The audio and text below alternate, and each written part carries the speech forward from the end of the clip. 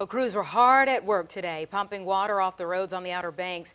This is a view from Kitty Hawk. Yesterday, we told you crews were beginning work on Starfish Lane and Halt Street. Officials say they're trying to keep the roads clear for emergency vehicles. And people in Virginia Beach were flooded out as well, especially in the Pungo and Sandbridge areas. Large stretches of road are still underwater, including parts of Sandbridge, Muddy Creek, and Pleasant Ridge roads.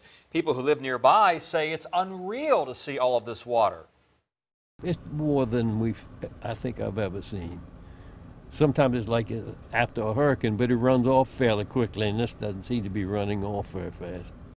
And the Virginia Beach Fire Department is going around in large vehicles to check on some residents. Now remember, you can find a full list of cancellations of events due to the rain over on hrscene.com. Although some are shocked, a lot of people in southern Virginia Beach, in fact, told us it's normal to see the high waters. But a group of experts is looking at other factors too, and tonight they talked about what else could be causing the water to rise. 10 News Side's Brett Hall is live at Tidewater Community College. And Brett, we've had a lot of talk about sea level rise, but the question becomes what to do about it.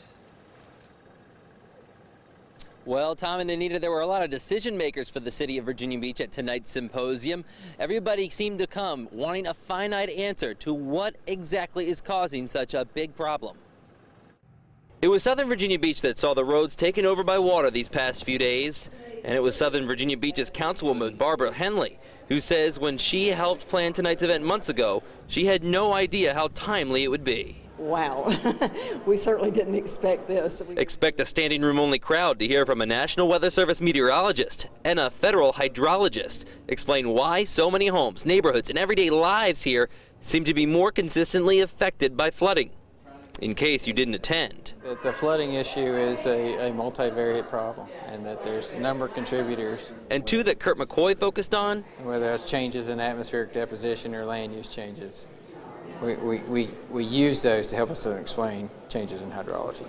In other words, is it Mother Nature or us? We need to maybe possibly step back and really reevaluate the infrastructure that we have in place now before we continue to push forward major developments in the city. Both speakers say they weren't there to give the city advice, but rather display data that can help make those decisions.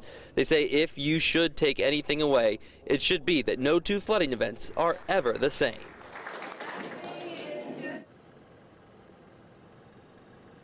So to summarize, both speakers did not directly attribute the flooding problems in Virginia Beach to sea level rise. However, City Council is expected to hear from recommendations of the culmination of a 3-year study later on this fall. Those recommendations could lead to action to finally making some progress on the flooding issues in this city. Reporting live in Virginia Beach, Brett Hall, 10 on your side. And as we deal with this flooding, some important safety reminders for you. Remember, water can contain fecal matter from overflowing sewage systems and other hidden debris. If you have to walk through it, try not to wear flimsy footwear or go out with just your bare feet.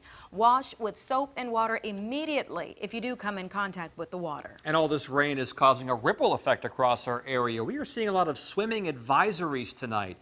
4 Newport News beaches, as well as Buckrow Beach, and 2 areas in Virginia Beach all have signs posted. That includes a resort area at the oceanfront.